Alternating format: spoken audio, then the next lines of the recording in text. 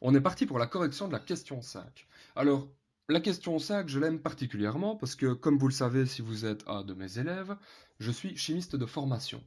Et là, on est purement dans la chimie. On va parler des états de la matière, donc je pense, si mes souvenirs sont bons, qu'il s'agit du thème 3 que vous avez abordé en première année et qui se nomme Voyage au centre de la matière.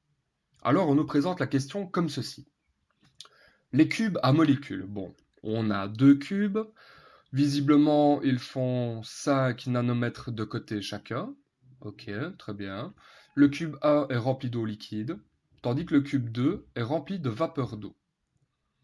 On nous dit, le cube A est rempli d'eau liquide et il contient environ 4000 molécules. Ok. Le cube 2, lui, il est rempli de vapeur d'eau, à pression atmosphérique normale et à température ambiante, donc plus ou moins à 20 degrés Celsius. Contient-il plus, moins ou le même nombre de molécules que le cube A, qui lui est rempli d'eau liquide? Et on doit cocher la bonne réponse pour ensuite justifier.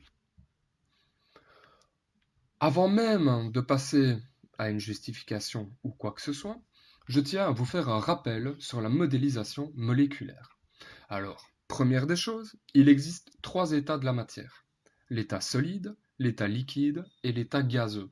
Ça, je pense que vous n'avez aucune difficulté pour pouvoir me le dire. L'état solide, si je dois le représenter d'un point de vue moléculaire, c'est ce qu'on appelle une modélisation moléculaire. Eh bien, comme vous le savez, les molécules, on les modélise par des billes. Dans un solide, ces billes, donc ces molécules, sont très fortement rapprochées.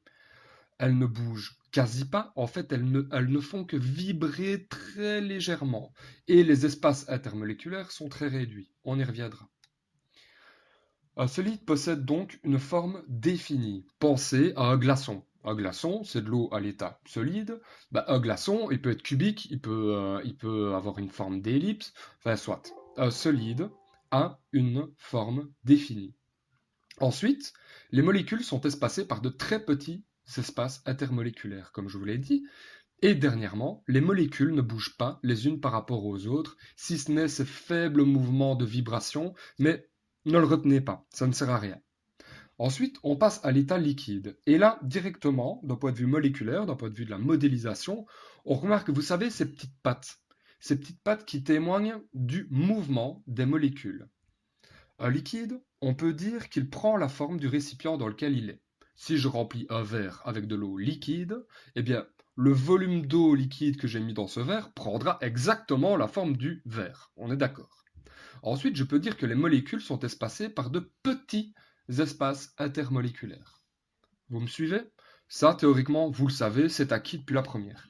Et troisièmement, je peux dire que les molécules bougent les unes par rapport aux autres. En effet, j'en ai déjà un petit peu parlé, on constate en tout cas que dans la modélisation, il y a des pattes, et donc ça veut dire que les molécules sont en mouvement.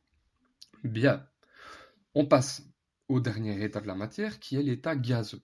Dans un gaz, vous le savez, il va prendre tout l'espace disponible d'un récipient.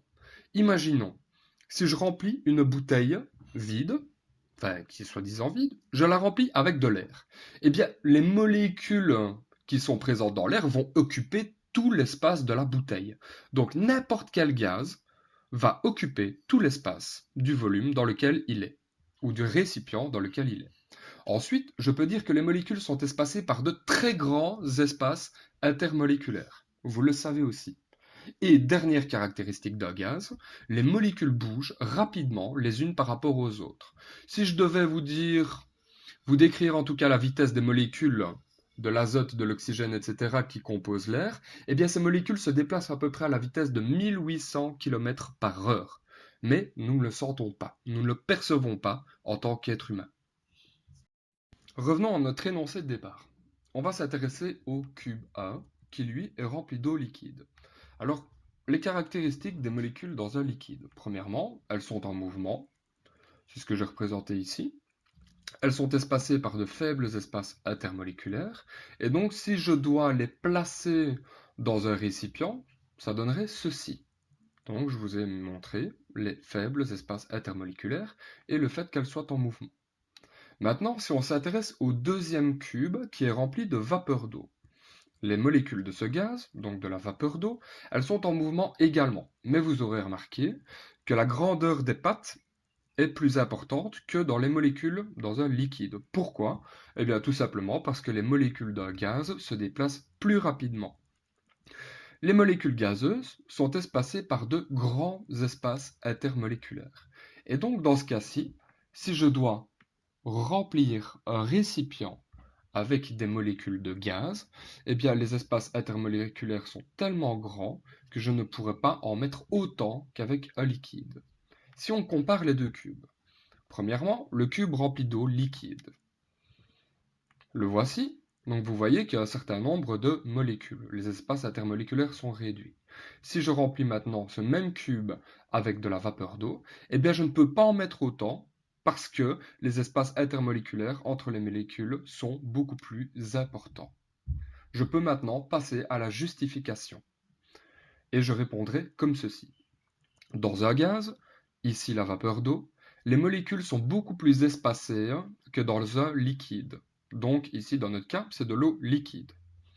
Le même cube contiendra donc moins de molécules gazeuses que de molécules liquides. Point final. On vient de répondre à la question 5 grâce à la fois au modèle moléculaire et grâce à nos connaissances des états de la matière.